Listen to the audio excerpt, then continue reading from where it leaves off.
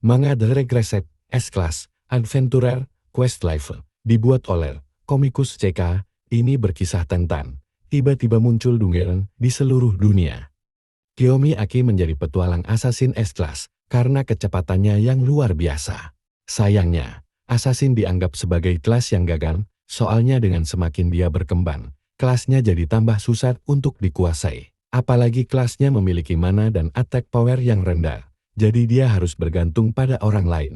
Pada suatu hari, Aki bertemu monster berbahaya yang bahkan bisa melenyapkan umat manusia. Dia berhasil mengalahkan si monster, tapi dengan bayaran nyawanya. Namun, dia terbangun dan menyadari kalau dirinya kembali ke 20 tahun yang lalu. Dia juga mendapatkan bonus quest sebagai hadiah karena sudah membunuh si monster seorang diri. Dengan pengetahuannya dari kehidupan pertama dan quest ini, Aki mengambil keputusan untuk mengulangi semuanya untuk menjadi petualang terkuat. Oke, langsung saja tanpa banyak cincong lagi kita gas ke ceritanya. Di awal chapter kita diperkenalkan dengan seorang pria yang akan menjadi MC kita bernama Kiyomi Aki. Dia sedang memandangi Leontin yang berisikan foto dari adik kesayangannya yang telah wassalam. Dia hanya bisa meminta maaf pada adiknya. Lalu Kiyomi Aki berjalan memasuki sebuah gate dan akan melakukan sebuah red lungian bersama dengan 3 orang lainnya.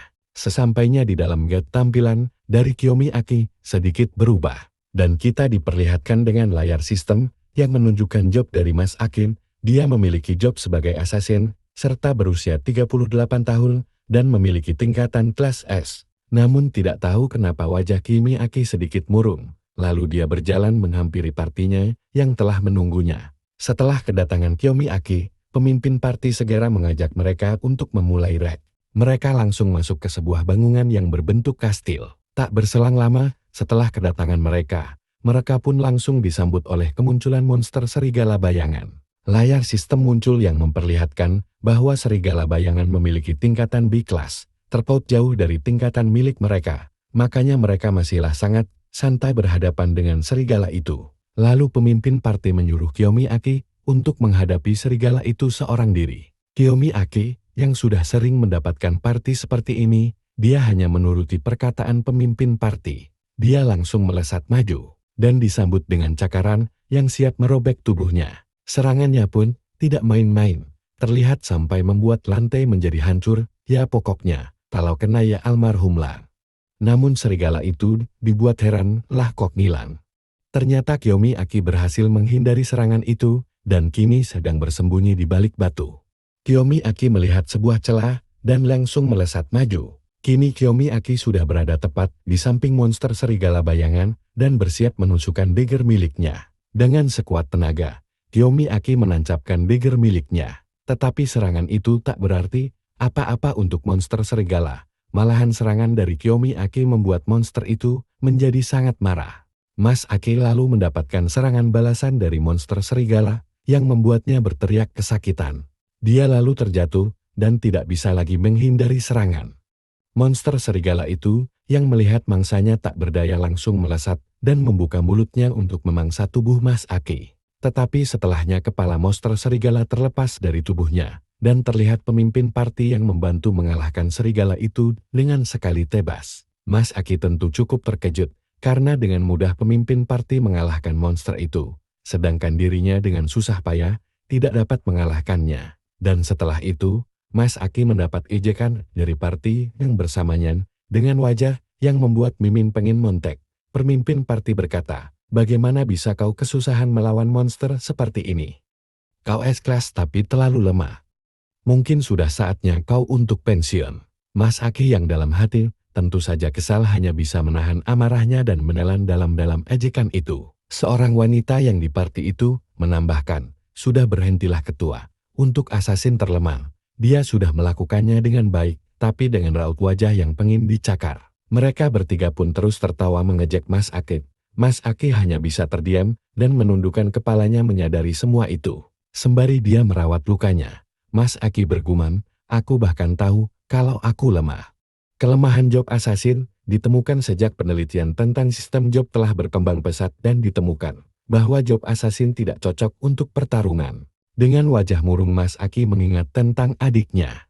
Adiknya yang dirawat di rumah sakit menderita penyakit yang belum diketahui cara untuk menyembuhkannya. Oleh karena itu, Mas Aki memasuki Dungeon dan mengalami begitu banyak rintangan untuk mencari metode pengobatan bagi sang adik. Tetapi walaupun sudah berusaha begitu keras, akhirnya hal itu sia-sia. Penyakit adiknya terus bertambah semakin parah dan pada akhirnya tidak dapat diselamatkan. Dan Mas Aki tidak dapat lagi merubah cara hidupnya. Sampai kemudian kemampuan assassin miliknya telah mencapai batas dan tidak dapat lagi berkembang. Terungkap bahwa job kelas assassin adalah yang terlemah. Kembali ke situasi saat ini, setelah melakukan begitu banyak pertarungan melawan monster Dungeon, pemimpin party meminta untuk istirahat dan menyudahi raid kali ini. Lalu pemimpin party ingin membicarakan imbalan raid Dungeon sembari beristirahat. Sedangkan terlihat Mas Aki yang tubuhnya mengalami begitu banyak luka, tetapi si wanita kampret itu hanya memulihkan kapten dan kawannya. Pemimpin party dengan wajah songong dan kepengin dijejek mengatakan, "Brother, kali ini kau baik-baik saja tanpa imbalan kan?" Mas Aki dengan kesakitan dan menutupi lukanya menjawab, "Itu tidak masalah." Pemimpin party bersama kawanan kirinya menambahkan, "Kau harusnya bersyukur. Aku masih membiarkan orang lemah sepertimu tetap di dalam party milikku." Mendengar hal itu, Mas Aki hanya bisa menundukkan kepalanya, sembari memegang leontin berisi foto adiknya, seakan dia sudah terbiasa dengan hal seperti itu. Dan mereka pun akan segera keluar dari dalam Dungeon. Mas Aki yang tubuhnya bergetar dan sangat kelelahan, mencoba untuk bangkit, serta mengikuti mereka untuk keluar. Namun, belum sempat mereka berjalan, tiba-tiba saja Dungeon itu bergetar dengan sangat dahsyat. Lalu mereka terfokus pada suatu pintu, yang mana terdapat sebuah siluet bayangan monster yang sangat mengerikan.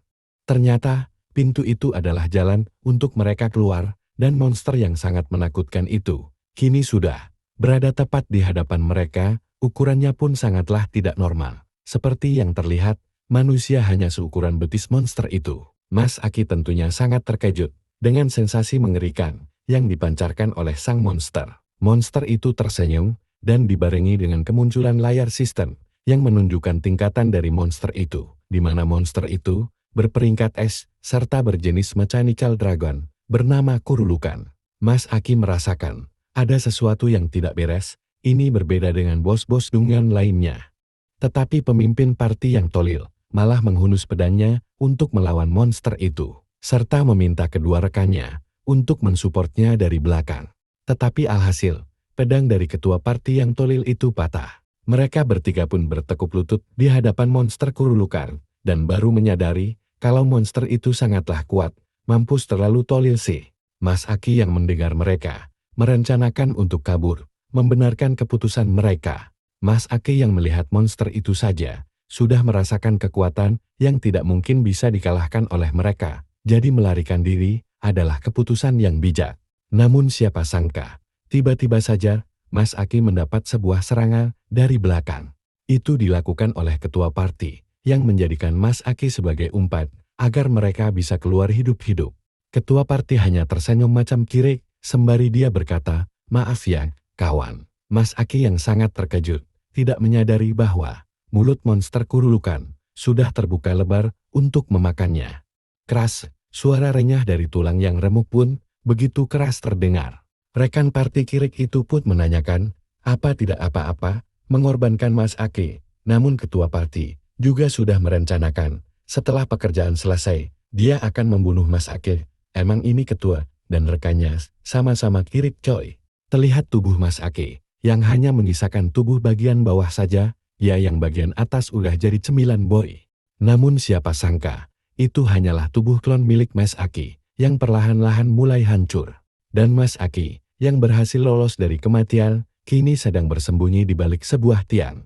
Mas Aki yang sendirian merasa bahwa dia tidak akan menang jika harus melawan monster itu. Makanya dia kini merencanakan untuk kabur dari sana. Namun Mas Aki dikejutkan dengan suara yang berkata, semua berjalan dengan lancar, melewati gate untuk memusnahkan umat manusia. Ternyata, suara itu terucap dari mulut monster Kurulukan yang bisa berbicara. Dan monster Kurulukan kini sudah berhasil menemukan keberadaan Mas Aki. Mas Aki tentu saja sangat panik, di mana kini monster itu sudah berada tepat di depan Mas Aki. Di tengah kepanikannya, Mas Aki masih sempat mengatakan pada si monster bahwa mustahil untuk monster bisa melewati gate. Namun hal itu langsung dijawab oleh monster kurulukan bahwa baginya itu sangatlah mungkin. Mendengar hal itu, Mas Aki tentu sangat panik, apalagi menyadari fakta bahwa kekuatan monster itu sangatlah mengerikan. Mas Aki, yang tidak ingin membiarkan monster itu keluar, menguatkan pegangan dagger miliknya, serta bersiap dengan kuda-kuda bertarungnya, seraya dia bergumam, mungkin saja ada yang bisa dilakukan oleh orang sepertiku. Tapi, seperti mengetahui apa yang dipikirkan oleh Mas Aki, monster itu berkata, memangnya apa yang bisa dilakukan oleh orang yang bahkan dikhianati oleh rekannya sendiri. Dia berkata seperti itu, sembari monster itu menyiapkan sebuah serangan. Gelombang suara dilepaskan oleh monster kurulukan sampai membuat tubuh Mas Aki hancur. Namun lagi-lagi, itu hanyalah kloning tubuh dari Mas Aki. Kini Mas Aki mengeluarkan dua kloningnya dan sudah berada di belakang monster kurulukan. Tidak tinggal diam, monster kurulukan menyerang menggunakan cakarnya. Serangan itu sangatlah dahsyat, sampai membuat seluruh kloning Mas Aki lenyap. Tapi, Mas Aki berhasil menghindari serangan itu. Kini Mas Aki bersiap menyerang monster kurulukan. Mas Aki mendarat di tubuh monster kurulukan dan mencoba menusukkan dagger miliknya. Namun, kulit monster kurulukan sangatlah keras sampai menghancurkan dagger milik Mas Aki. Monster kurulukan yang kini menyadari keberadaan Mas Aki, dia melesatkan serangan yang sangat cepat, sampai-sampai hal itu tidak disadari oleh Mas Aki. Mas Aki yang tidak dapat menghindar, akhirnya terkena serangan dari monster kurulukan. Tubuh Mas Aki pun terlempar dengan sangat kuat, dan dengan keras membentur dinding kastil. Alhasil kini, Mas Aki menderita luka yang cukup parah. Namun, Mas Aki tak ingin begitu saja menyerah. Dia kembali bangkit, dan mengeluarkan kloningannya kembali. Kemudian, diperlihatkan monster kurulukan mampu mengsekan tubuh Mas Aki, dan itu memungkinkan untuk monster kurulukan membedakan tubuh yang asli dari panas tubuh musuhnya. Semburan energi dilesatkan oleh monster kurulukan yang langsung tertuju ke tubuh asli milik Mas Aki. Beruntung Mas Aki masih dapat menghindari serangan itu, dan serangan itu hanya menggores bahu milik Mas Aki. Ledakan dari serangan monster kurulukan benar-benar sangat mengerikan. Lalu Mas Aki kini menyadari bahwa monster kurulukan dapat mengetahui tubuh aslinya dan menduga kalau monster itu dapat mendeteksi panas tubuh lawannya. Mas Aki yang terus berpikir, pasti ada cara untuk mengalahkan monster itu. Lalu Mas Aki menyadari ada sesuatu yang mungkin saja itu adalah kelemahan dari monster kurulukan. Terdapat sebuah lingkaran sihir di bagian leher dari monster kurulukan. Mas Aki yang masih belum yakin apakah itu kelemahan dari monster kurulukan, bergumam, haruskah aku bertarung? Karena tidak ada pilihan lain, Mas Aki pun memberanikan dirinya. Mas Aki lalu mengeluarkan 3 kloningannya, serta melesat dengan kecepatan yang luar biasa. Melihat kecepatan yang luar biasa dari Mas Aki, membuat monster kurulukan cukup terkejut. Apalagi, monster kurulukan melihat arah serangan itu yang tertuju ke bagian lehernya. Mas Aki yang sudah berada di depan monster kurulukan, dia berteriak, akan aku pertaruhkan nyawaku pada serangan kali ini. Tidak ingin membiarkan Mas Aki menyerang begitu saja, monster kurulukan juga melesatkan serangan cakarnya untuk membunuh Mas Aki. Mas Aki dan kloningannya yang melihat serangan monster kurulukan berusaha menahan serangan itu dengan menebaskan daggernya. Menahan serangan itu sampai membuat dagger Mas Aki kembali hancur. Tak ingin berhenti begitu saja, monster kurulukan menyiapkan serangan energinya kembali. Tak tinggal diam, Mas Aki juga mengeluarkan skill pamungkas miliknya, bernama Phantom Blade, Phantom Slash Attack. Serangan monster kurulukan dilepaskan, tapi serangan itu masih dapat dihindari oleh tubuh asli Mas Aki, dan hanya memusnahkan seluruh kloningnya, serta Mas Aki dengan kecepatan penuh, melesat menuju ke arah leher monster kurulukan. Akhirnya, Mas Aki dengan susah payah bisa mencapai leher monster kurulukan. Tanpa basa-basi, Mas Aku menusukkan daggernya dengan sekuat tenaga dan dengan energi yang tersisa.